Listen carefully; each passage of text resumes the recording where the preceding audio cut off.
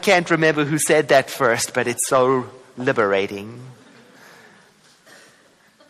Forgiveness is embracing the prospect, the possibility of being able to be a whole person again. Forgiveness is giving the other person, in your mind, an opportunity to live in peace and the chance also to be a whole person again. Forgiveness is giving that person or yourself safe passage through your own mind. You know, I've learned over time that it is possible to forgive someone and lovingly choose not to be with them in their company, hang out with them. And you know what? That took a bit of maturity, because don't you know sometimes we want to hang out with them? That thinking that because we have changed, their behavior will change. Because we have seen the light that they did, it just doesn't match reality.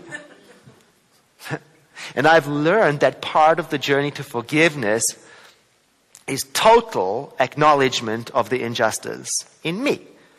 I get to acknowledge it. And all the feelings that go with it. Feel all those feelings. In other words, forgiveness is not about just sweeping it under the carpet. It's not about pretending it didn't have an effect on me because I'm a spiritual person, because we're learning also that anger unattended is not good for us either.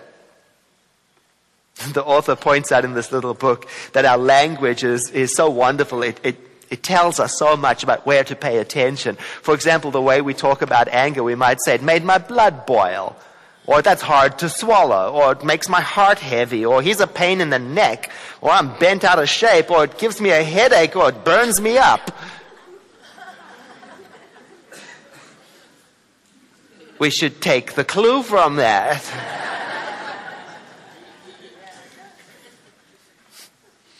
You know, another significant block to doing forgiveness work is the desire for revenge, or the hope at least that you will get acknowledgement or remorse from the other person if it's another person, or revenge on yourself. And you know, sometimes it's physically impossible because you are the person. Or sometimes it's impossible because they're dead. Or it's the creator.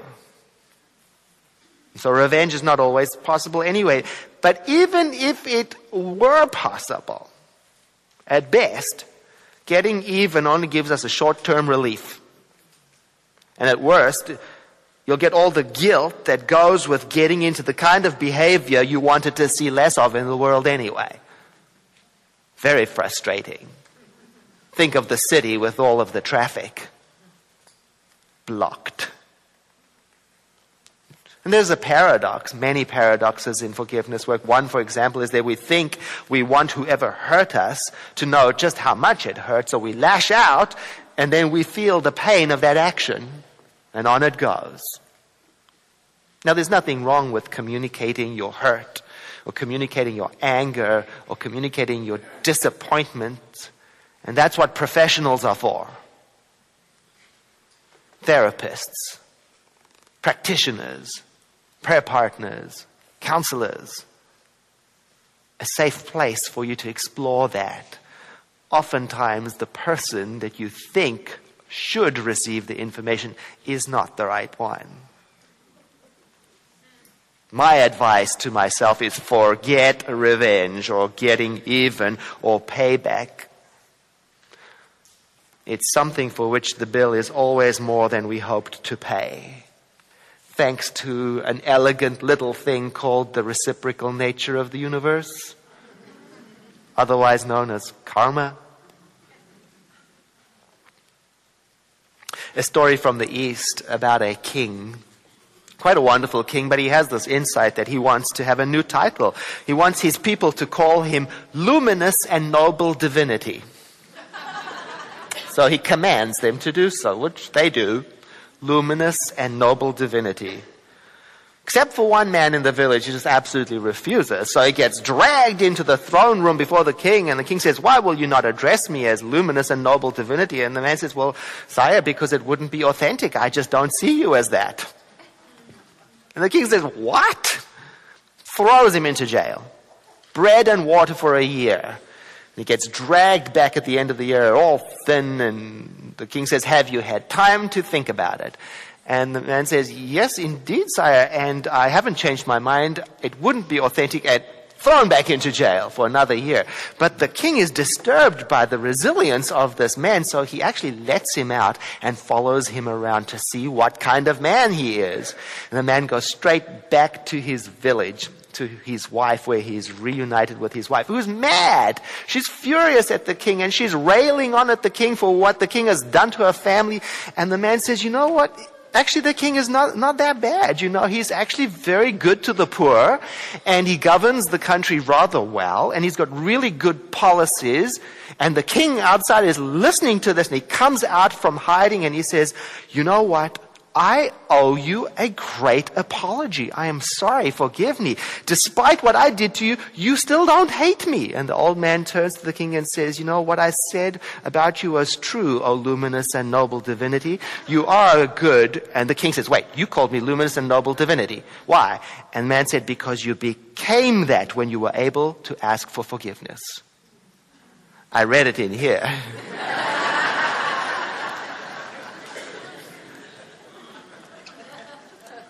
And I like it because it reminds me of another significant obstacle to doing forgiveness work from either side, and that is just the sheer difficulty of the job. And you can't force it. It's literally sometimes to just ignore it. Easier to do that. Or to turn your back on what happened and keep going. But you and I probably know that ignoring has rarely helped anything to move into wholeness. In fact, what happens with unforgiveness is that the energy passively works an influence on us. It exercises itself in us and starts to show up in our choices, in our behavior, and what we do and what we think. And slowly it starts to become the reason why we can't do this, why we can't become that, why we can't love this. It takes a lot of energy. In fact, a psychologist from the Institute for Behavioral Therapy in New York said, holding a grudge takes mental, emotional, and physical energy, and it makes you obsessive, angry, and depressed. And I knew that. You know how? Maybe you know this too. Because the energy it takes to sustain unforgiveness is the energy we might have been using to live. The very energy to hold that all in place is the energy I want to use for my creativity, for my love, for my expression. And instead, I'm using it to make a further mess of an already difficult situation. Do you know what I mean? Yeah. Well, there are a number of ways you can go about releasing the past. Books and books and books. This one, the book of the month, Forgive for Good. There are even websites with well laid out steps for forgiveness. There's help everywhere. And what I want to add to that is the most important consideration, that you approach it with gentleness and not force yourself if it is not your time. Another one of my heroes of forgiveness is my hero not because she could forgive, but because she couldn't, and she knew it. Elizabeth Kubler-Ross, the icon of death and dying studies and forgiveness. When she was sick, she was very dependent and had a nurse's aide coming in and taking care, and she noticed that they were seeming to throw out a lot of trash. And when she was well enough to walk around, she found out it wasn't